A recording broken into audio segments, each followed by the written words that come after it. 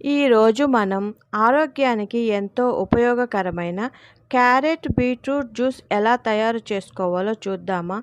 Iron లోపంతో బాధపడే వారికి ఈ క్యారెట్ బీట్రూట్ జ్యూస్ బాగా ఉపయోగపడుతుంది. అలానే కంటి చూపు కూడా మెరుగుపడుతుంది.